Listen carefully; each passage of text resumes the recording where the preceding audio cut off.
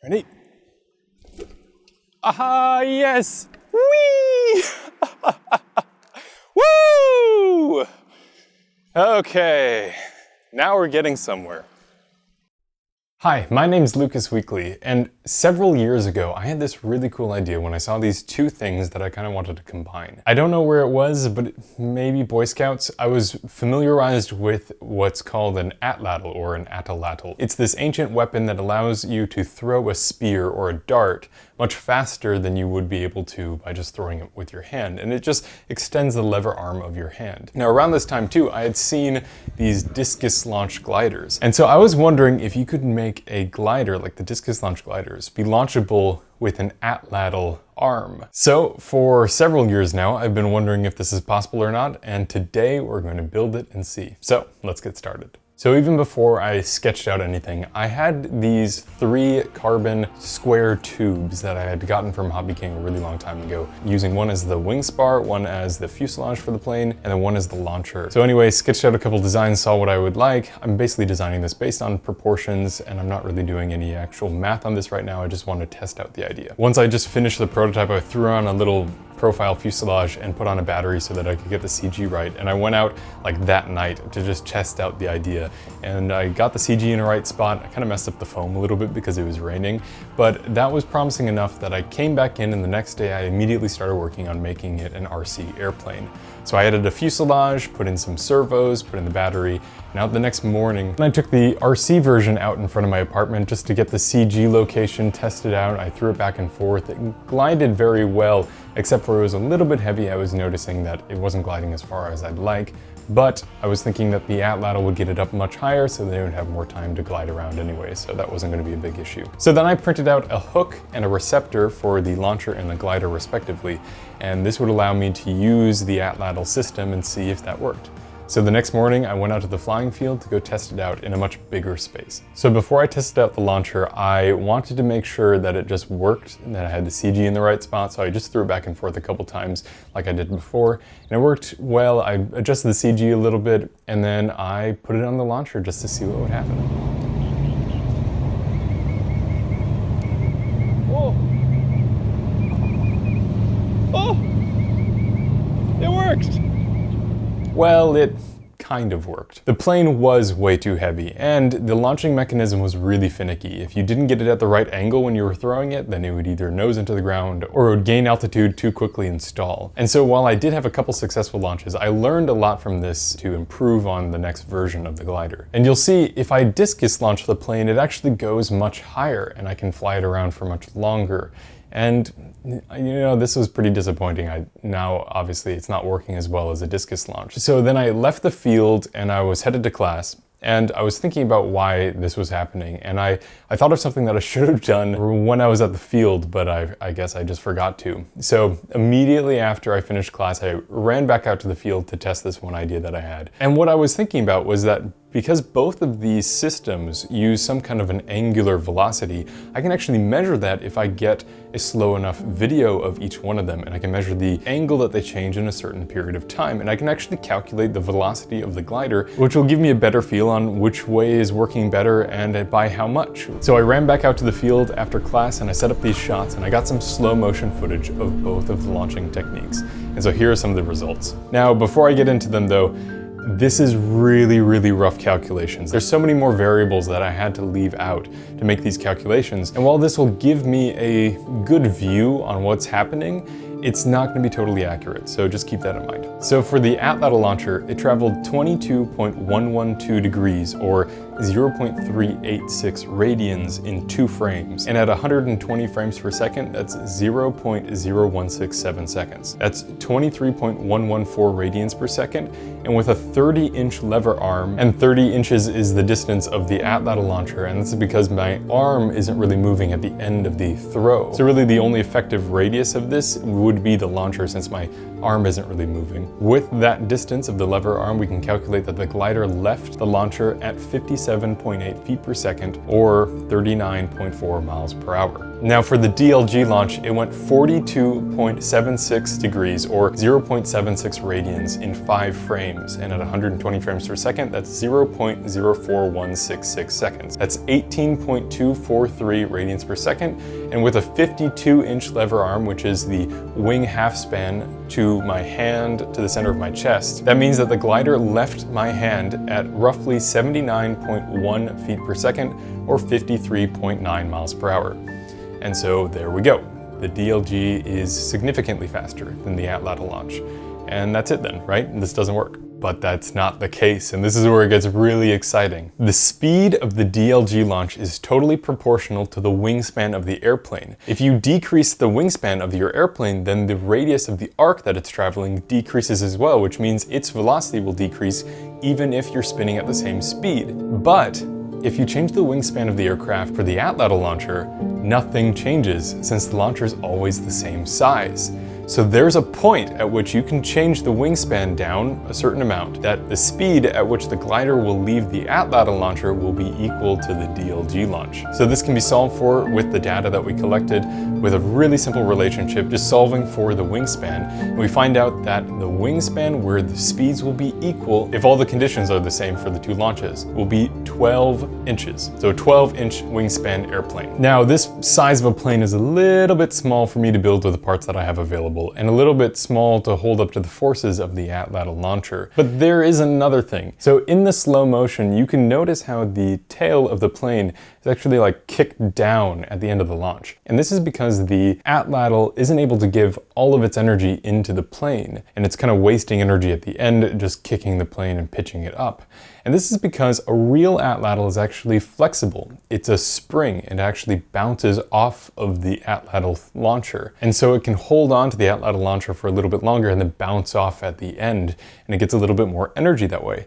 So I can incorporate this into the airplane as well and get a little bit more energy out of the Atlatl launcher. And this extra energy allows me to build the plane a little bit bigger, which will make it a little bit easier too. So testing out an idea for a second prototype, I have this carbon rod that I want to use as my spring, and what I'll do is I'll just build the plane to the front of that rod, which will make it a little bit challenging to get the CG right, but we'll see what happens. So anyway, I threw together this plane really quickly, just wanted to test out some dimensions, use the wingspan that we calculated before, adding on a couple inches to each wingtip, and then just going out in front of my apartment again and testing it out. And it had some really interesting flight characteristics. Like that rod acts like a momentum storage device, kind of like a flywheel. And so once the plane starts pitching, it just keeps pitching until it pitches totally over.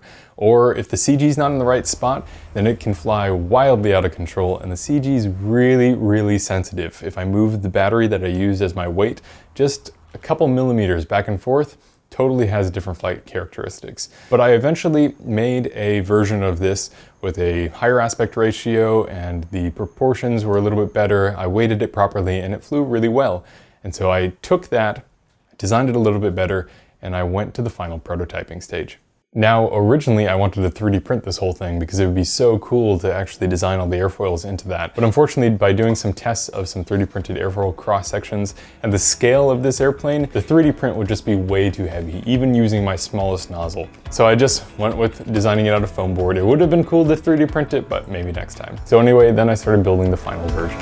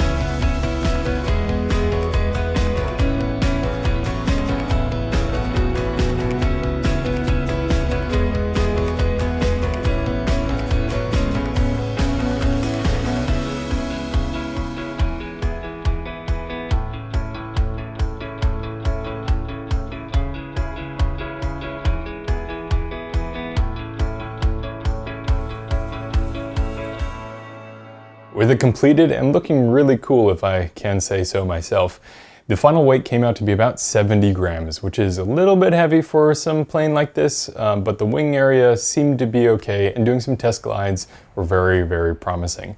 So I took it out to the field to go test it out. When I got to the field, I threw the plane around a couple times just to test out the CG like I've done before, and I got into an appropriate spot, and then I went for it with the launcher. And the first couple times didn't go great. All right, so I'm gonna do a light toss, not super hard yet. I was afraid that was going to happen. Take two. Ready? Okay, let's do this.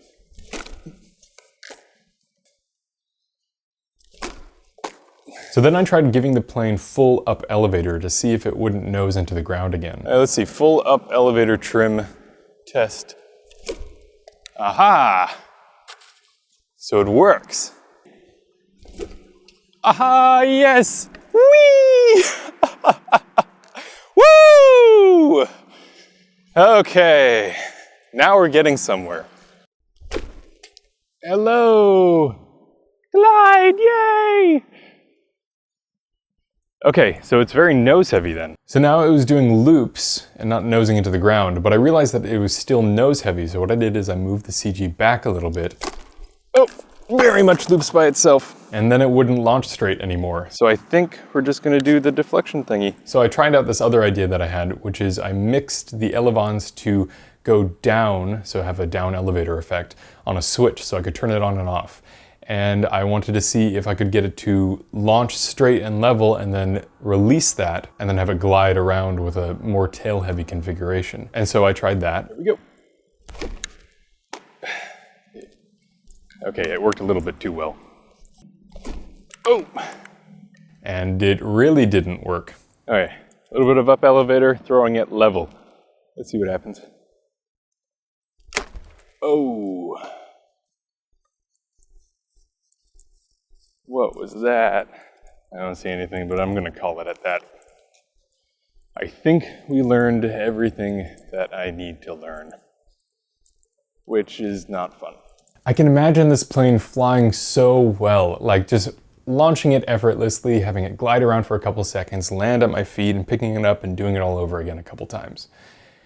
But sometimes these projects don't work out like that. And saying otherwise just wouldn't be honest. So what was the problem? Well, if I configured the plane to glide well, then it wouldn't launch straight. And if I configured the plane to launch really well, it would just be too nose heavy to glide. So I can think of a bunch of complicated ways of fixing this. Maybe some weight shift or having some onboard autopilot compensate for the controls at launch and then optimize them for gliding around.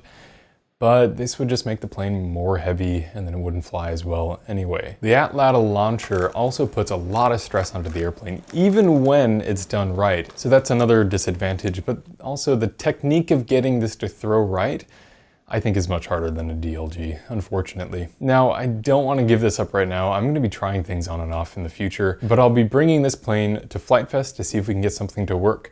Also, there are free PDF plans available in the description if you want to try out this design that I have, see if you can get that kind of flying better, maybe putting in a little tiny autopilot. So even the projects that aren't successful, they're still worth the time to do them because you learn so much from it, and failure is always an option when you're trying to learn something and just doing something new. So I'm pleased with the results, even though it didn't work as well as I had imagined. But anyway, that's it for now. I really hope you enjoyed watching me go through the process of designing this, and I'll see you next time. Thanks. Bye. It just doesn't sound right. Glided? Glid. Nope, that doesn't sound right either. It glowed through the air.